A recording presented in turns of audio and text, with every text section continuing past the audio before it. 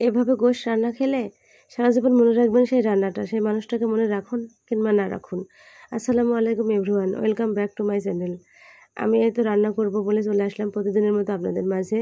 আমি প্রথমে চালগুলোকে পরিষ্কার করে ধুয়ে নিতেছিলাম, দেখতেই পারতেছেন আপনারা। আমি চালগুলোকে পরিষ্কার করে ধুয়ে নিয়ে তারপর রাইস কুকারে দিয়ে আসলাম ভাত হওয়ার জন্য।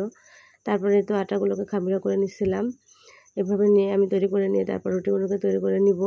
আজকে আমি খুব একটা বেশি রান্না করতে পারি নাই, সময় খুবই কম ছিল, রান্নায় খুব তাড়াহুড়া ছিল, ইফতারটাও ঠিকমতো করতে পারি নাই।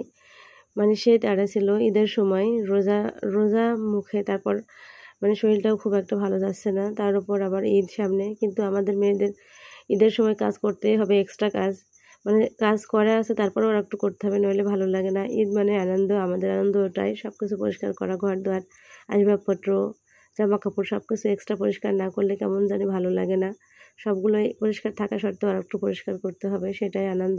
ছোটোবেলায় ছিল সাজগোজ, ঘোরা বেড়ানো, খাওয়া দাওয়া, সেটাই আনন্দ। আর এখন তো পরিষ্কার পরিচ্ছন্ন করতে পারলে, সবাইকে সুন্দর করে রান্না করে খাওয়াতে পারলে আমাদের আনন্দ লাগে। ঘোরাঘুরি, পোশাক আশাক সেটা হোক কিংবা নাই হোক। এই তো তারপর চলে আসলাম। গোশগুলোকে আগে আমি ভালো করে ধুয়ে রেখেছিলাম, তারপর পেঁয়াজ রসুন দিয়ে, তারপর ঝালের গুঁড়া, হলুদের গুঁড়া, তারপর সরিষার তেল দিয়ে আমি ভালো মতো মাখিয়ে নিতেছিলাম। মানে মশলাগুলোকে তৈরি করবো সেই টাইমটুকু আমার ছিল না, আমি তো বাটা মশলা দিয়ে রান্না করি, যে হালের গুঁড়াটা শুধুমাত্র দেই। এই জন্য আমি চুলার উপর দিয়ে দিলাম, এভাবে আমি মাখিয়ে চুলার উপর দিয়ে দিলাম। তারপর কিছুক্ষণ পর আমি বাটা মশলাটা তৈরি করে তারপর তরকারির ভিতর দিয়ে ভালো মতো মাখিয়ে তারপর কষিয়ে নিয়েছিলাম। ঈদের সময় আসলে মেয়েদের মানে অন্যরকম একটা কাজ আসে, যারা মেয়ে তারাই বুঝবেন। তারপরও দিন শেষে স্বামীরা যখন বলে কী করো সংসারের জন্য, তখন মনটা খুবই খারাপ লাগে। আপনারা সেটা রাগের বশেই বলুন কিংবা যেভাবে বলুন, এটা বলাটা আমার মনে হয় ঠিক না। এটা বললে মনটা খুব ছোট হয়।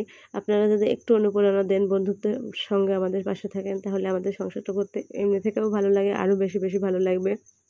প্রত্যেকটা ভাইয়াদের বলতেছি, আপনারা আপনাদের পরিবারের, আপনাদের ওয়াইফের পাশে থাকুন, তাদের বন্ধুর মতন তাদের সঙ্গে আচরণ করুন, তারা অনেক খুশি থাকবে, তাদের মনটা অনেক ভালো থাকবে। কারণ আমি একটা মেয়ে, নিজের তরফ থেকেই মানে বুঝতে পারি, মেয়েদের পাশে বন্ধু হয়ে যদি থাকা যায়, তাদের হাজব্যান্ড যদি থাকে, তাহলে তাদের মতো সুখী আর পৃথিবীর কেউ নাই।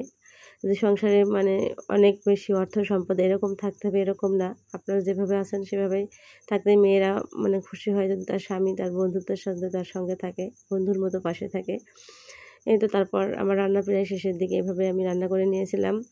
এতটা আজকে রান্না করতে যাই তাড়া হয়েছিল, শরীরটাই খুব খারাপ করতেছিল, ইফতারটাও ঠিকঠাক করতে পেরেছিলাম না, আর বেশি কিছু রান্নাও করতে পারি নাই। এটুকুই আজকের ইফতারিতে রেখেছিলাম, ইফতারি বলতে কিছুই করতে পারিছিলাম না, মানে শরীরটা খুবই খারাপ যাচ্ছে, তার উপর আবার মানে কাজটাও একটু বেশি বেশি বেড়ে গেছে। আজকের ভিডিও এ পর্যন্তই। সবাইকে নিয়ে ভালো থাকবেন। আল্লাহ হাফেজ। সবাই ভালো থাকবেন। ধন্যবাদ সবাইকে।